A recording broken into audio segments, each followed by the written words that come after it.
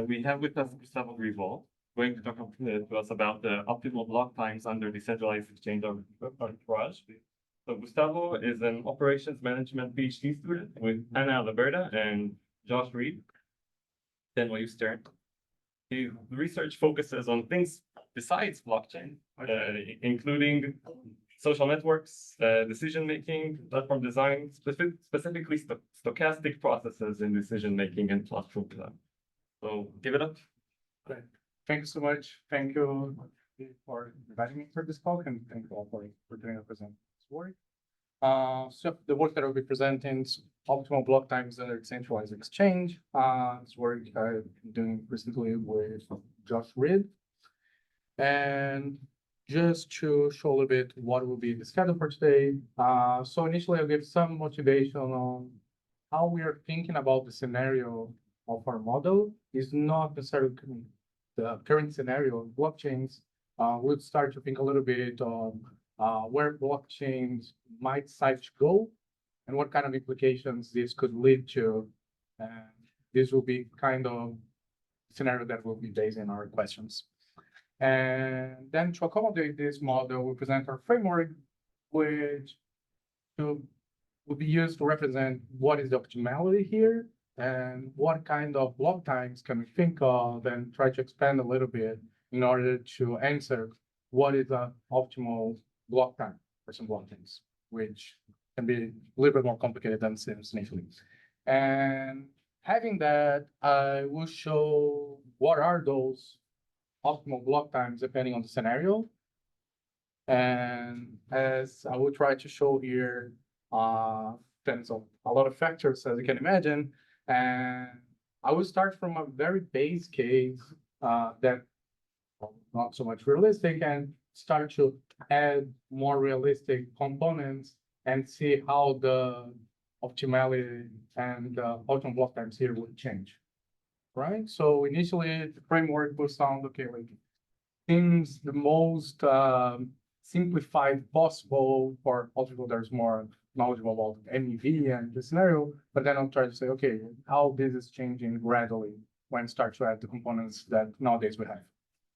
All right, and then I will just show like some very simple descriptive statistics on multi-block MEV that some people is looking at, because this is one scenario that is more currently studied and shown data that would align more with what we're thinking in the long term. All right, so just to give here like the basic context that we can think of and will be the main ingredients to cool down the scenario that we're thinking. So generally, when we think about a blockchain centralized system, we think that since you will have more constraints on this system, the system will not have the same ability in having low latency as a centralized system. So if we try to think here in our base case of decentralized exchange, trying to achieve the same latency of NASDAQ seems to be a pretty hard goal, at least in the short term.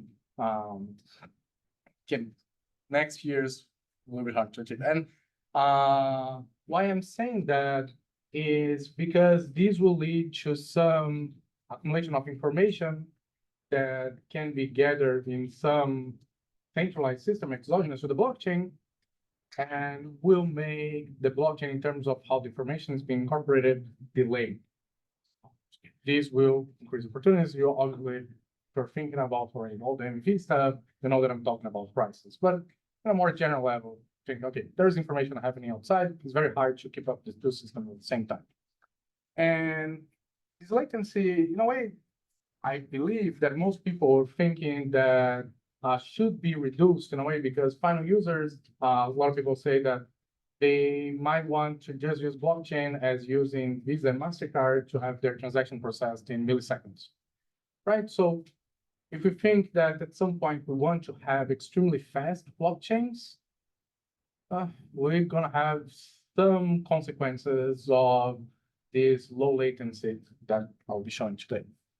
And the last ingredient here that I'm saying to cook up all the scenario is that although we can think about the blockchain latency, about the block times itself, having some latency. In the background, we have very sophisticated players nowadays working on MEV. And when I say sophisticated, I mean, on the infrastructure, on how they are monitoring the network to optimize the block construction, how fast they can monitor centralized exchanges. So I'm saying that because, okay, there is a lot of potential infrastructure there that people can use while the blockchain is been releasing blocks in the meantime. All right, and that connects directly with MEV, so maximum extractable value here that like most of you have heard some few times about it for sure. So MEV, people consider that is we are doing transactions, having arbitrage trades. There's also liquidations. There's a ton of strategies that you can incorporate into this bundle of MEV, right? And one people that most very commented is that decentralized finance increased the MEV opportunity a lot. So this is one of the reasons why we go into this direction. And also, when you think about MEV, nowadays there is like a long supply chain. There is evolving every year more and more, very fast, say every month, on how they are reconstructing the supply chain. But there is a very high level of coordination mechanisms, like the MEV auctions that is happening right now to producing blocks. You don't need to think that like a perfect coordination, but just in the background of MEV, there are mechanisms to try to see how will be the best block being built, and people trying to increase the MEV being produced in the system by that. And the component out of that we think is arbitrage. What I mean with arbitrage, and why focusing on that? So when I say arbitrage here, I'm thinking of the most natural and classical one, which is trying to transact at one exchange, thinking about the price and counter trade in the other exchange. This is the most classical one because I know that when I say arbitrage, you can think of maybe some noise traders moving the price, and then you try to correct this change of price, and maybe like bundling transactions of noise traders in a more sophisticated way. But if you don't think like a very standard and old classic arbitrage of doing counter trade. So you know the price at most classic example, Uniswap is one, you know the price at Binance is another one, then you would do like the opposite trade. That was show next slide. And this type of arbitrage is very hard to get rid of. When I say very hard to get rid of, it's because, okay, the system has latency compared to Binance in this sense, and we're trying to think some stable price at Uniswap and go over why Uniswap and how the price should be stable there. But what I'm saying is, if there is a current price of the blockchain that we can transact at, this price, every time that is a new block, there will be some price movement in the other exchange, and the blockchain, there will be some stability.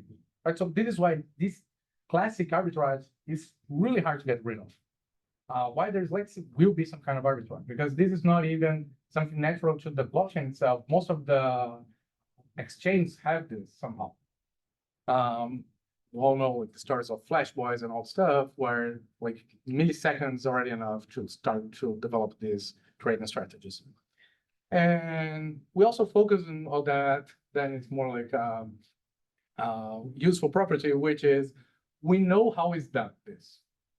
So we know how one price at one centralized exchange and the price at Uniswap will lead to one trade. Like when you think about noise traders, they can have some kind of limiting order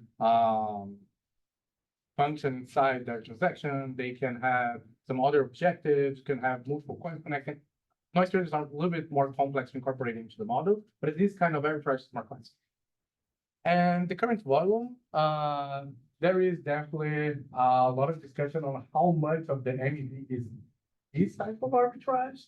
I found by doing this 81% probably is like a little bit questionable. I saw a lot of Twitter X discussion on how much is the sandwich arbitrage, so on top of noise traders, it's classic arbitrage, liquidation, a lot of estimations on that, but I would say that definitely this is one of the main components. All right. Here just simple illustration, like a bot that will be running to try to do this price difference here. And just to make that more clear on the type of arbitrage that we're thinking is basically you're seeing here a price difference at Binance and Uniswap. You're seeing here that the price at Binance is higher than the price of Uniswap in this case. So ideally, like an arbitrager that do not want to incur any kind of risk here, risk meaning he will be carrying some asset that will change that. No, he wants to do like more classical one, selling at one price the other and buying the other one, just doing the counter trade, leaves home with this profit, no risk. And then what he will do is again doing this double trades to platforms, right? And just some like things here to remember is that most of the centralized exchanges are all working some kind of order book, but centralized exchange, they have their mechanisms, the constant function market maker that I'll go over some few slides. But they will have like this mechanic of price. This is why I put the bonding curve and all. Maybe some of you are familiar, but we'll over it anyway. And okay, now what is the question? Our question, in a way more broad way to put it, is to say, okay, if there is this arbitrage happening, and people are just concerned about this arbitrage, this strategy on the MEV world, and this is why I said like this is like a more strong version of not a strong component, let's say, of MEV. So say if they're just thinking about this type of arbitrage, block producers, how they would better optimize the time of their blocks, because they have some freedom of choosing when they're going to release a block or build a block, and they are observing at the same time the price at another exchange. This starts to be a more complex problem. Like you can think a more simplistic version of this, which is also right, but one framework, which is like, oh, maybe he wants to just wait as much as he can because he wants to maximize the price difference and he wants to profit the most, right? Or maybe you can think that if he can have multiple opportunities of multiple blocks there, he will start to do a lot of small arbitrage trades, so releasing new blocks, and then summing up all these small arbitrage in each block. So here we are associating the arbitrage opportunity with releasing a block as the main component and the main reason for releasing a block.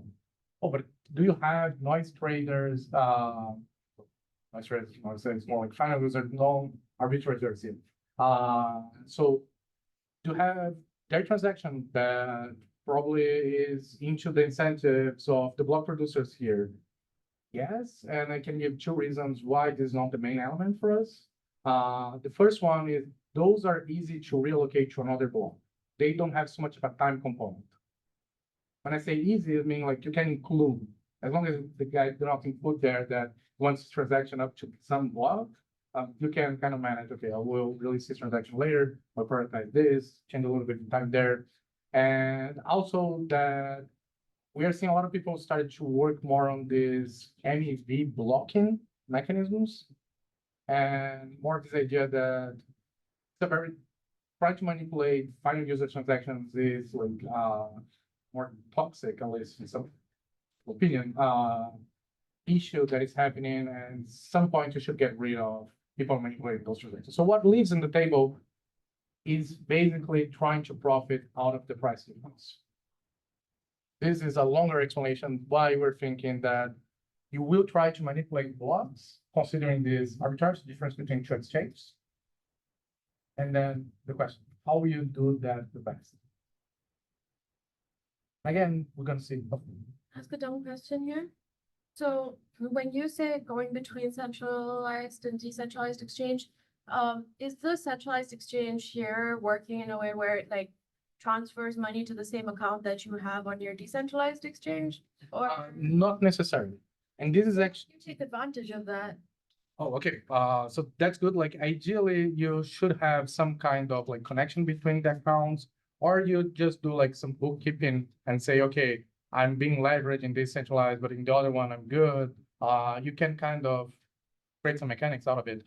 But the one of the things that is being commented about this environment is that, and this is needs a lot of other people commenting, there's more like practitioners comments, is that what a lot of people do in centralized exchange is that they just observe the price at, let's say, Binance here as a reference price, and they will do the trade at Uniswap that would make the most money out of it, without even trading at Binance sometimes.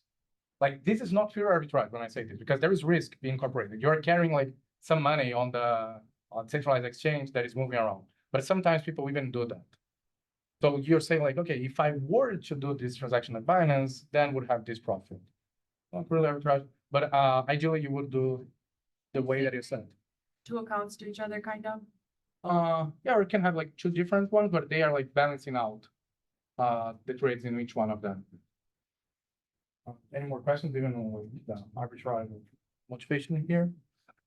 Okay, and it's also good to point out, like, in most cases, people consider that delaying blocks is always good. And yeah, maybe that is the case. But if you think about one shot, if you have just one opportunity in your life to be a MEV block producer, and you want to maximize the price difference, then yeah, maybe you will try to delay the most that you can, just wait the price to move more.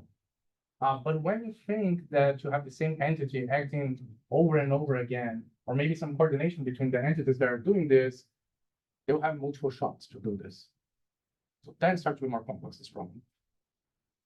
Consider the competition between arbitrageurs. And we have these opportunities are available to more than two arbitrageurs. They will make very little profit anyway, so that would latency make a difference there?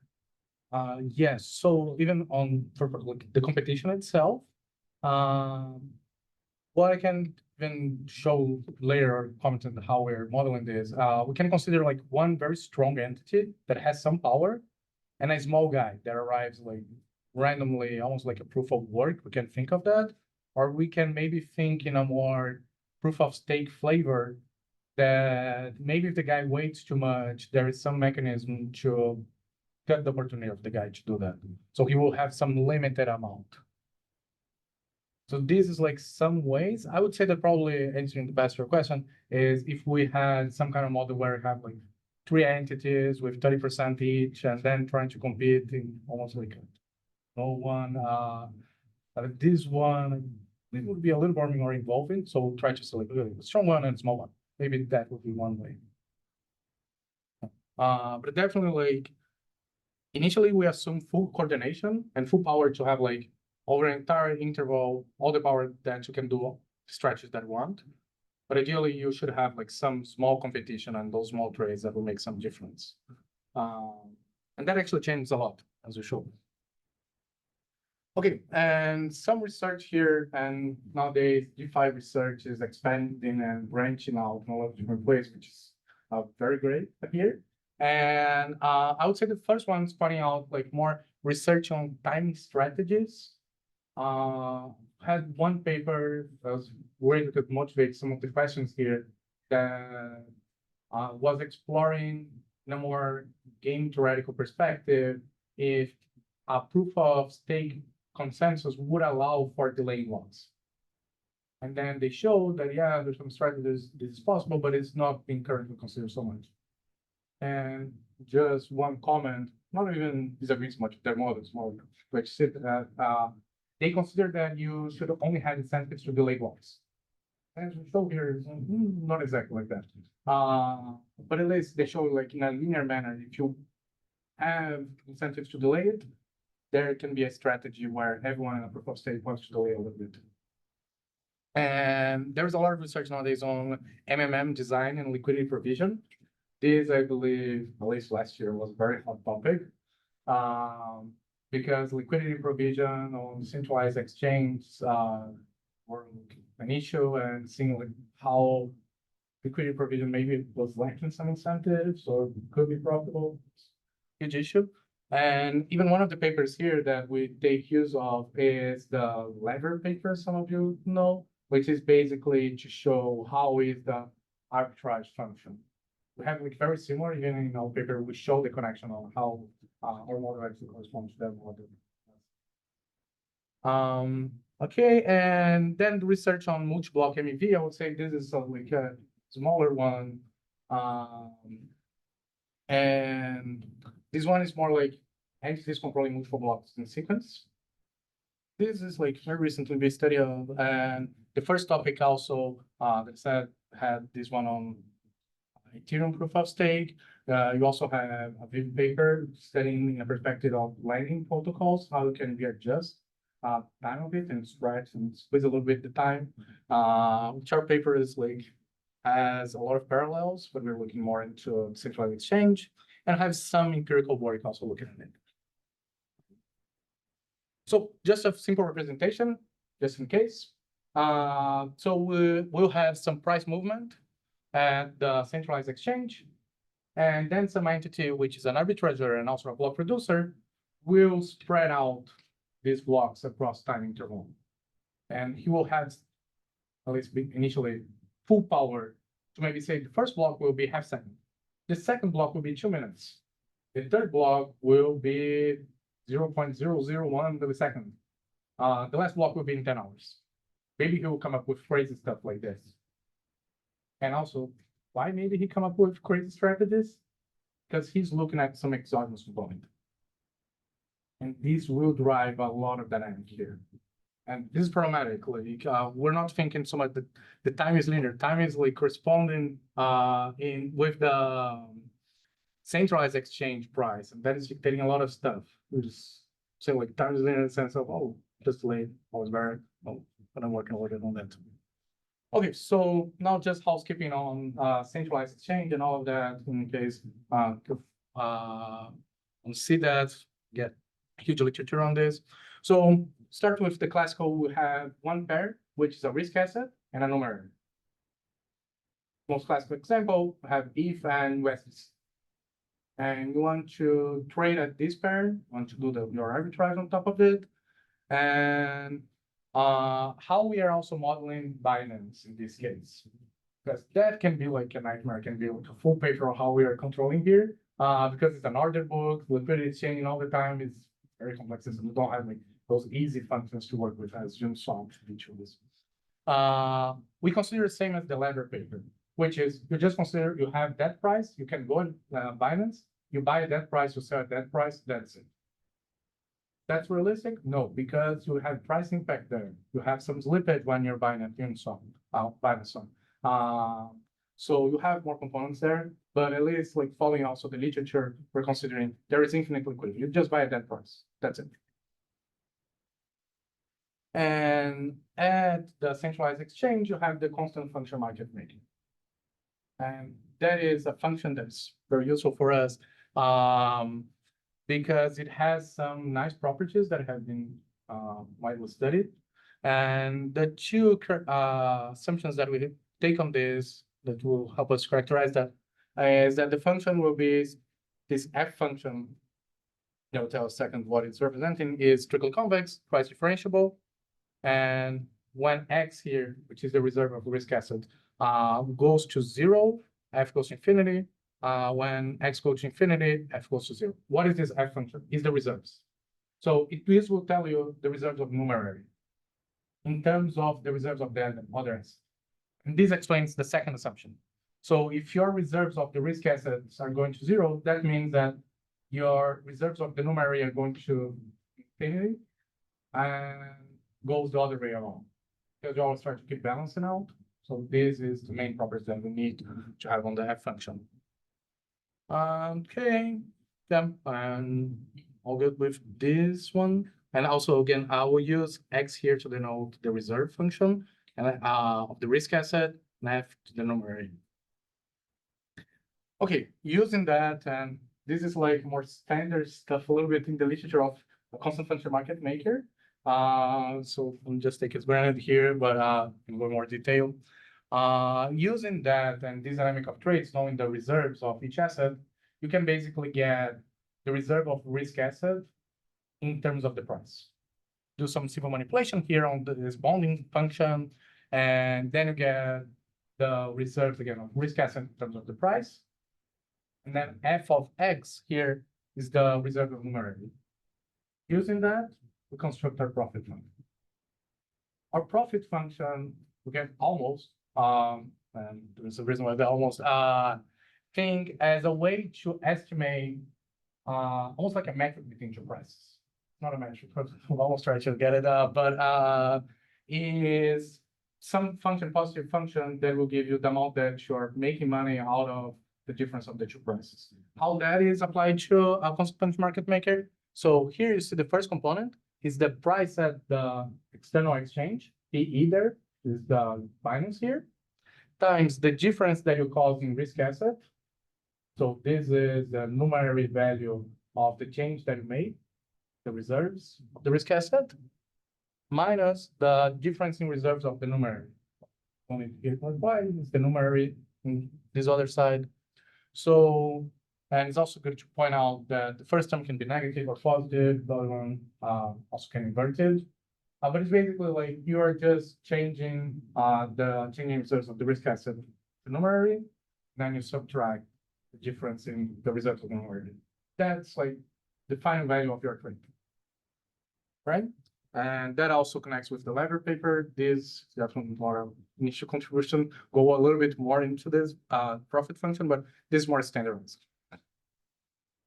Okay, and what we have, and this is more like of save for later, is that this has like two fun properties. The first one is that the first derivative of this function with respect to the external price is the change of risk asset reserve. And the second property is that the second derivative of it does not depend on the initial price of the unison here. Seems like just a fun fact, but this will give like, I don't know, almost 50% of our results.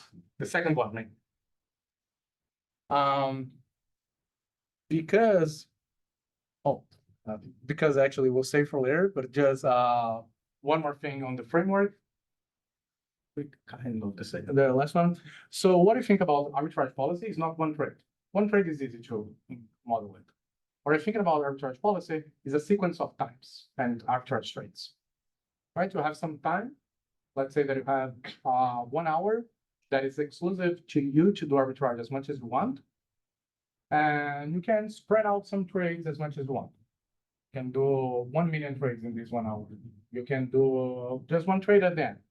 Doesn't matter. You have the freedom here, and your profit will be the value of those 5 functions accumulated over time. So you do multiple times this, and then your final profit in the end is just a summation of these arbitrage trades. The second derivative is negative. It means that it's almost only dependent on block time, right? Like because you only depend on the externality, so you only. Yeah, it's almost like going this direction. You're gonna see if you get this idea, you're gonna see how we're gonna build very easily the main result of that, because it's only depending on one time. It's not depending on like the past of Uniswap. You see, that's the main fact about constant function market makers that allow us to get our result. And just like this is even more efficient, but I saw that it's useful. Maybe not easy to get at first, but useful. So some of these results, when we're deriving it, we saw that, okay, some very limiting cases were being found in the middle. And what I mean with limiting cases is that during some time, you maybe be trading at uncountable times at Uniswap. You're gonna have at some period like almost infinity number of blocks. I will get soon in where we find this. And some other ones you can have like discrete ones very easily. And some one is kind of hybrid. You can be like very fast over some intervals and very sparse over other ones. There's a very clear reason why it starts to be not so easy to see like, oh, it's just like every 10 seconds. No. It starts to be more wild strategies that start to happen. And in order just to characterize this, we used one strategy that was to say, okay, to have an increasing function, a right continuous increasing function, that whenever this function increases, you are doing an arbitrage trade. Why we're doing this is just because, again, like when you are using the price, they're gonna need to have some manipulations. And what I can simplify out of all of that is just to say, okay, in the end, we're gonna have this tau function, tau of t, that will just say to you, at time t, your last trade happened at tau t. That's it. If you just want to look at it and say, okay, at this time, when was my last arbitrage trade? When the last block was produced with an arbitrage trade and all, tau t. To achieve this tau t, sometimes we need to use this alpha function and some manipulations on this. All right. And also some discussion on it. Is it viable to produce blocks almost continuously? I mean, you're gonna go over some limitations, obviously, but this is like extreme result, right? We just want to show like a direction that would be optimal for you. You can also think of that trying to be as fast as Binance. Back a slide, the L function, like, can you show the definition of the L again? Yeah, so the L function here will be just right continuous increasing function. And giving you like some spoilers. We're gonna construct L out of the price movements. And when I can manipulate this L function, I can recover the time of the last trade. And the idea here, even if you think about simple arbitrage ones, it's like whenever it increases, you have done arbitrage trade. Can it be like continuously increasing? Yeah, then it is like continuously trading. The like interpretation of L, I get this tau, but I don't get this L. Like, oh, this L is more like used to construct the tau, because it will be needed to construct the policy over the prices. So I will show like in 3 slides, one L here. okay. But it's basically like to construct the policy. It's more like in the middle of. So the L is like a strategy chosen by the arbitrager? Yeah, and it's a more vast space of arbitrage, and we can revert that into prices with this not so nice characterization, which is the composition with the generalized inverse of it. But yeah, this was like needed over some results. It's not the most interpretable one. The tau function, I would say, is like the go-to one, but the L one helps construction. All right, so let's have our main case. So let's say that you have no information, expectation about prices. You just say your expectation of the price in the future is the same one as you have the current price right now. You don't know any direction of the trade. What would be your optimal strategy? So this is formula, most fun one to start with, which the answer is kind of doesn't matter. I remember like in economics, I had multi-linear the result is like, it doesn't matter. The biggest result that I have is like, it doesn't matter. So as long as you're trading the end, it doesn't matter what you're doing in the middle. How are you going to spread out all of those transactions, as I showed before, like this one, as long as you have this one in the end, like this one is not real in the end, like the red line, but consider that it was in the end. As long as you have that, you can do whatever you want. But if arbitrage is costly, does that mean that you basically never want to do it? Could be, yeah, if you think about fees, because here I didn't comment about fees. Yeah. Could be the case that you want to delay it as most as you can. So if you have like some cost on like, let's say the computational cost of it, yeah, maybe it could be. But maybe you have other components that will comment that will change that. But you got the idea that it doesn't matter, whenever we include another component, that will basically dictate wherever you're going. But at least if it is a martingale, so have no expectation of the trend of the price, But then it almost seems like this is, of course, there's some assumption in there, but almost kind of refutation of the price process being a martingale, right? Because otherwise you just see there's the absolute cost of arbitrage will just be completely wiping off of all Yeah. arbitrage. Yeah, exactly. If you just have like a very small cost of it, Yeah. this is why, like, if you have, let's say, Uniswap, and can go more in detail of it, but Uniswap asking you to deposit also like 1 cent as part of the fee, like a base fee of 1 cent, yeah, it already destroys and then change completely. So how robust is it? Like if you have competition or like, if you want to break up this result, like what kind of assumptions you can make? A lot of them. This was like first part of the paper, and the second part of the paper is trying to destruct it in multiple ways. So it's kind of very live edge. Yeah, it's like an initial one, and it shows us, okay, like very base, martingale, no fees, all power possible to the guy, no competition, it doesn't matter. Yes, so even like how you prove that was because, as we've commented before, it doesn't depend on the initial price. Like when you do the mosquito lemma on it, so when you try to expand the dynamic of the profit over time, you see that actually the dependence on the initial price vanishes. And then you have that all arbitrage policies actually lead to the same. That's kind of like more in details of how we show this. And also like adding one more destruction over the result, as you commented, if you just want to minimize variance, by the way, like if you say, okay, like I'm a very anxious person, I want to know like my profit every millisecond. Yeah, so if you want to reduce variance, then you would trade continuously. That's a first way to destruct it. And like if you have some price expectation, this is like the L function. It's also not so much easy to spread right away, but I can read that very easily. Actually, when you think about, you have expectation of prices increasing. Just say, okay, like the future prices will increase. That's it. How would you operate? You would actually bring the price at Uniswap, so you would release a block every time it reaches a new low. Because you think the price will increase, so what you try to do is like push down, down, down, down, down, and then in the end, you revert to the beginning of the final price. So how does it look like in practice? A very crazy one, because here, depending on the price process, it can be like uncountable during some time. And then you wait like 1 hour.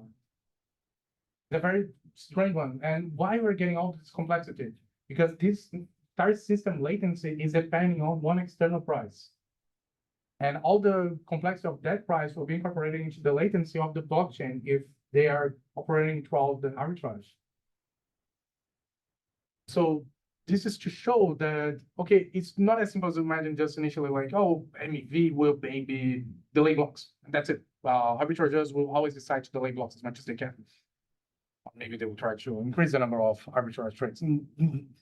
They will have some complexity driven out of the price process. And also one case that we can think here is one or the tau function. So Einstein pulling back process is, you can think just of stablecoin. So I can say, oh, no, but my blockchain actually doesn't have this problem. You know why? Because the native currency of it is USDC for some reason. You just decided that you do not want this complexity of external price on it. You have a stable coin. Will that work? Not actually. So what will happen is, like, imagine that the currency is 1-to-1, right? So whenever it crosses, let's say that it crossed and went up, then what you do, or let's say actually that is going down, to reuse the same example. So the price was moving, crossed it 1, and then it's going down. You know the price will revert back. So you're gonna trade continuously low, as I said before, up to the point that it crosses again.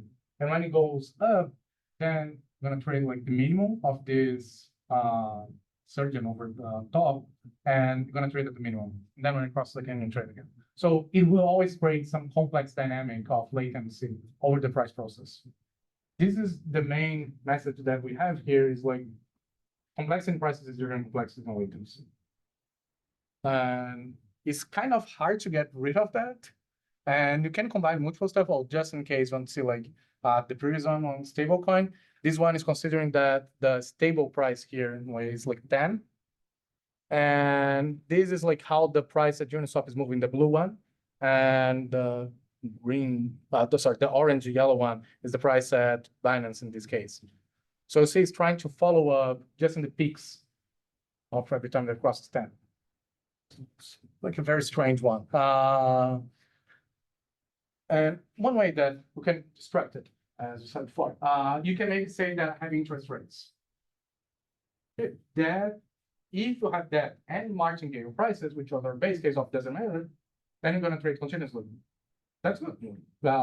If they have incentives to actually make money and deposit in some account directly, then and they don't have expectation of the price, then you have, at least in their incentives, a super fast blockchain.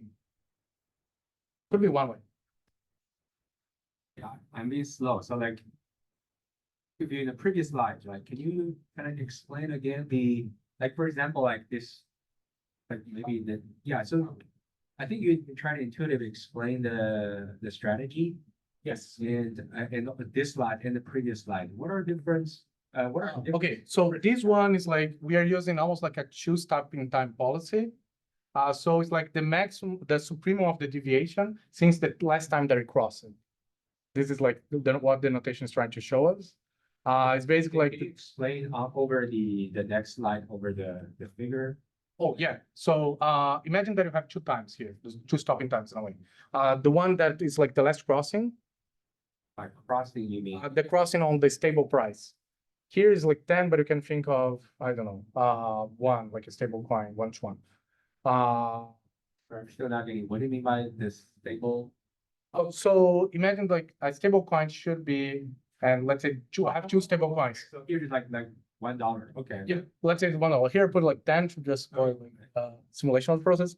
Yeah, so imagine that you have like 10 here is your stable price. You know that the price should be 10. Have deviation, but it should be 10.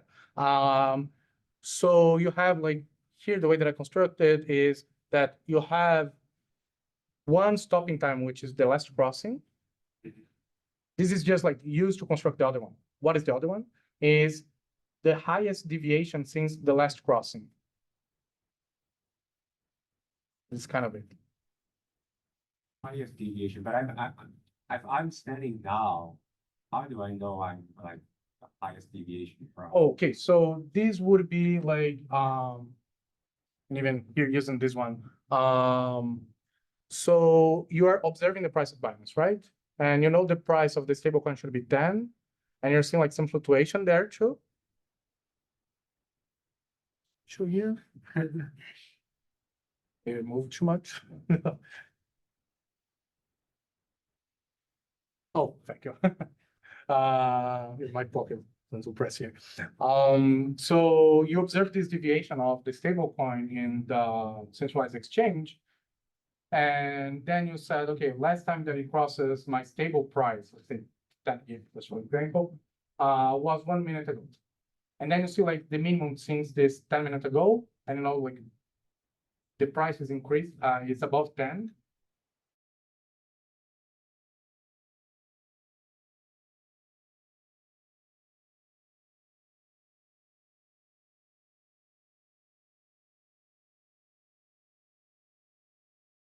Cut it every time that it crosses the stable price. So for example, on this figure, now I can see, right, every vertical blue line is when the orange curve crosses this stable price. I think that's. Yeah, so are you seeing like this one? This one is like the lowest one. Yeah. It's like the minimum overall, but you can see even like in the one before, like the other one that the blue line is detaching. So this was like the minimum since the last crossing of 10. And when it crosses up to 10, then you see that it's following the peaks, basically following the peaks along.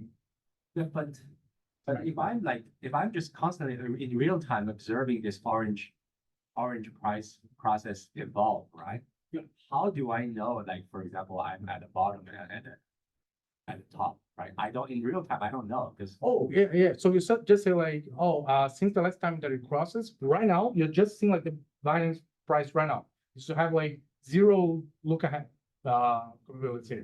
You just know like since the last time that it crosses, this is the minimum price. It's just that. Okay.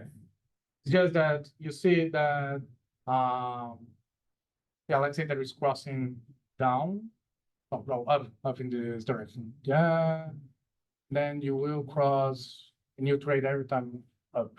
Like you follow the peaks. If it is like the line is above 10, you see that you are trading every time that it reaches a new peak. Oh, so, okay, so there are actually parts of the blue line that is actually you're doing continuous trading. Yeah, almost. Okay, Yeah, it's just because here in the simulation, it's hard to get exactly like them following up, Okay. but it's almost doing like continuous trade during some time. And the time discounting here is just like you're thinking about some interest rates on top of your profit. That's just it, like some time discounting.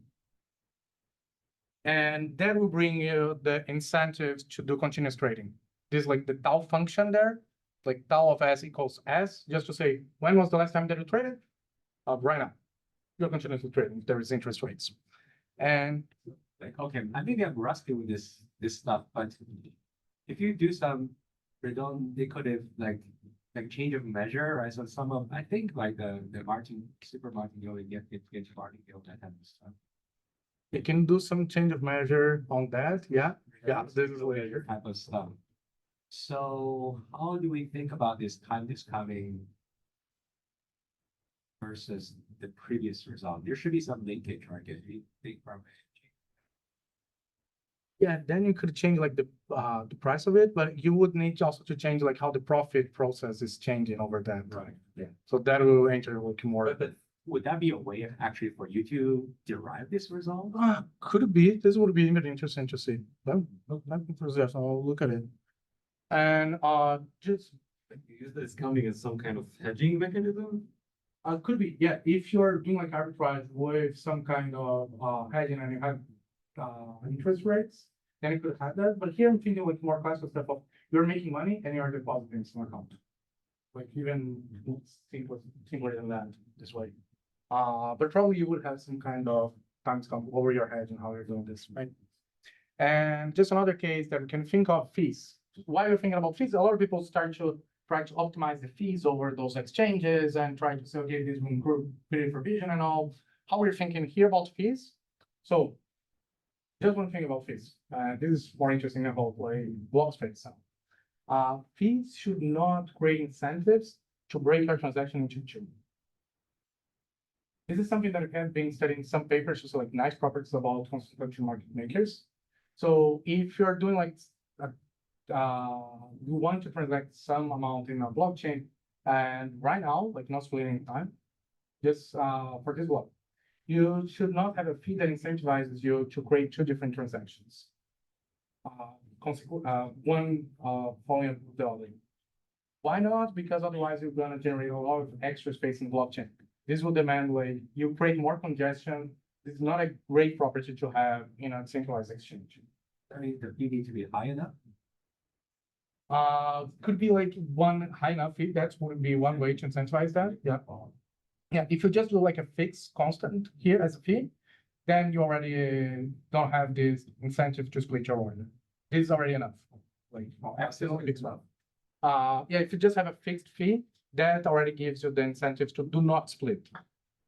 That depends on what level it is, right? Because if the fee is constant on No. Actually, when you do like even this arbitrage one, the function, and you just consider that, like by some algebra, you just like it's actually reasonably simple. You see that cancels out, and then it's almost like if you're splitting into two, you always pay like double fee. because it's continuous now, right? Because if it's No, here is not even considering time. It's just like when you consider that you have one price in your mind, then you want to transact there. And also doing this profit function, if you're a noisy trader, let's say, I'm not here thinking some complex guy. because intuitively, right? Because if the fee is high enough, then I don't want to split my trade because I pay double the fee. And but that means that if fee is low enough, then if I get some benefit from doing it, I will split. So I feel that there's going to be a minimum bar.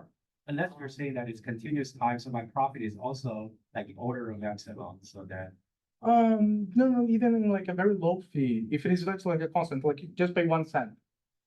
As many ones can be, but it's fixed. Even if you do like the arbitrage function and you consider this fee, there is no reason to split that. You have like a minimum fee that is constant at least. then you don't have gains to split your order. Yeah, and there is like some ways that you can actually solve that. And incorporating this feature of you do not want to split them, we have one result that basically, if you try to do a fee that does not incentivize you to split the order, then you also cannot create a fee that will incentivize you to trade continuously. If you create a fee that somehow, like let's say that bigger trades receive a proportionally bigger fee. You say, now I want to make people splitting their order as much as they can to then incentivize arbitrageurs to trade more. Then you will go again the order splitting incentives. You're gonna have some problems.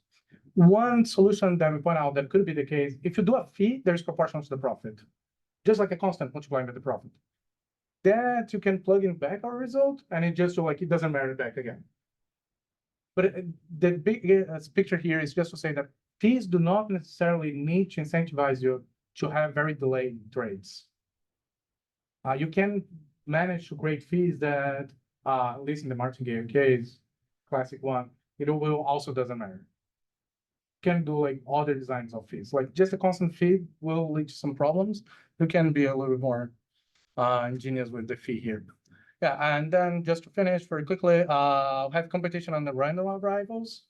And if you have the martingale case, obviously what you have like a person that randomly arrives and steal all the arbitrage. And you have like that base case of doesn't matter, what will happen? You try to trade continuously. Then whenever that guy tries to steal your arbitrage, the price was milliseconds delayed. So you have almost nothing to steal. This is one way to break the result also. And here, just to comment in a very high level, and this is something that we're trying to think a little bit more on, like empirical analysis. But as we saw, like the results, we need to understand like the expectation of prices, and also it's more hard to get the empiricals of it. But we have multiple block MEV. So when same entity is building multiple blocks in sequence, this could be like an initial opportunity for you to delay one block. Because if you, let's say that you miss the block in the middle, you have 3 blocks in sequence, you miss the one in the middle. Then you can do all the arbitrage in the final one. So multi-block MEV, if you have longer periods, maybe there could be some incentives. But for now, when you see like multiple consecutive slots, there's not so many. It happens, like we have a lot of blocks being produced, so occasionally you have like a 1 minute sequence of the same entity building the same blocks. And depends also if you're looking into the validator or the builder. But for now, it doesn't seem to be like the biggest issue. But in the long term, like, and this is our work, if you just think about, okay, more centralization can happen. People maybe, we try to make blockchains faster, like as crazy faster as we can. Then we'll start to go upon maybe the incentives of people and arbitrageurs building those blocks. That's it. That's a terrible conclusion. And thank you very much again.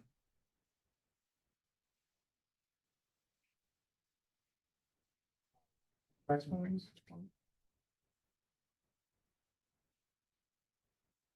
Just like some general views I was thinking. Maybe go back to that.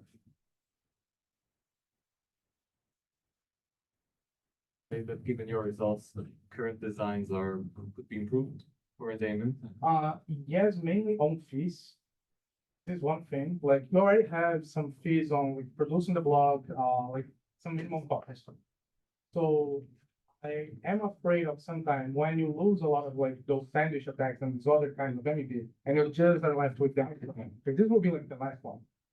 Really hard to get rid of. Then maybe stumble upon block producers saying, no. I want to wait a little bit longer. Like with those fees that I need bigger price movements to start to produce blocks. So this is like, in my personal opinion, and from this works, maybe this can happen in the long term. So this is why I'm afraid of when we try to make this utopic future of milliseconds of block times, how will be the incentives in that case? Let's have a lot of dynamics incorporated into the process. That's it. Have any other questions or want to go over some other results on it, feel free to reach out. Email NYU